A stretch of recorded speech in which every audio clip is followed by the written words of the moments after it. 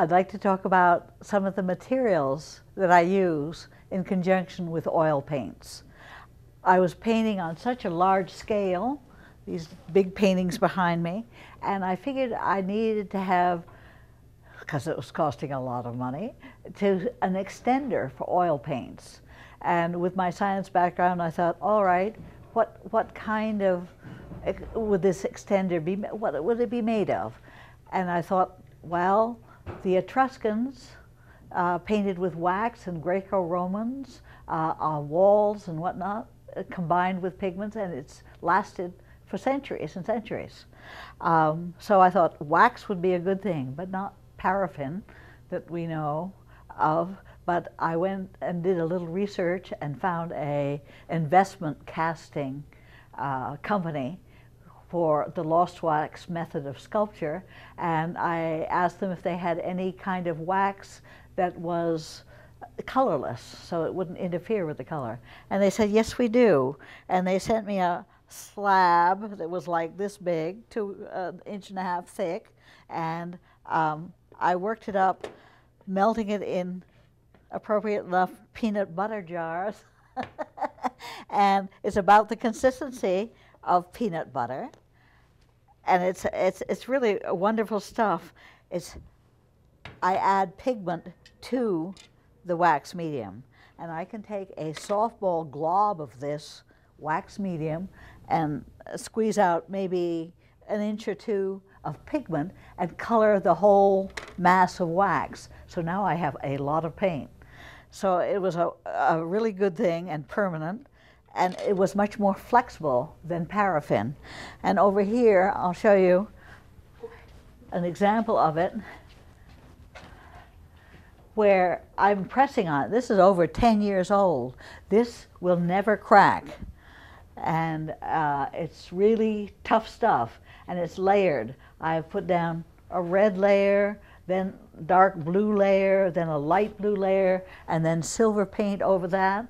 And whether it's applied with a trim roller, a little foam roller like this, or a wallboard spatula, you have a whole range of texture, from micro texture to macro texture. And the beauty of this is, so now the wax mixture is both an extender, it's a texturizer, and if you will, it's a plasticizer. By that I mean I can roll the painting up around a carpet core and put the painting in a metal shelf, and it will not crack. So once the painting is on stretcher bars, it's a storage problem. But when I can roll up paintings, and I have some 450, it really saves a great deal of storage space. So for me, the greatest attribute of this wax mixture is the fact that I can roll up the paintings.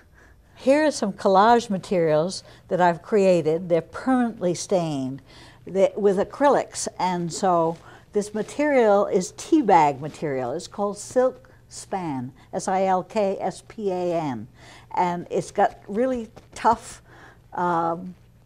tensile strength, and you can use it as a collage material. So a student says, what color do I put down? What shape? Well, if they tear off a chunk of blue, it's a given. The shape is all there, the color is all there, and so it makes it very easy. And they're kind of semi-transparent. I can see my hand through here, and so when you layer 2 shapes together, you get a 3rd shape and a 3rd color.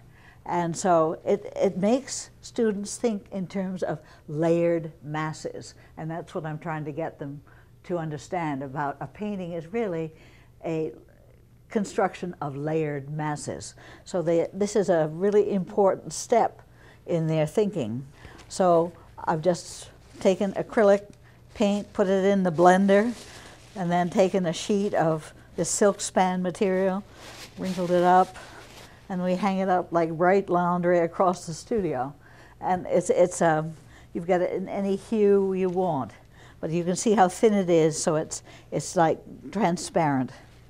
And I will use the wax mixture to put on the surface, then put the collage down, and then put more wax on top of it, and they can paint immediately into it and over it. So it's really been a great boon, this wax mixture, in terms of an adhesive, as well as a texturizer, extender, and plasticizer, as I've mentioned.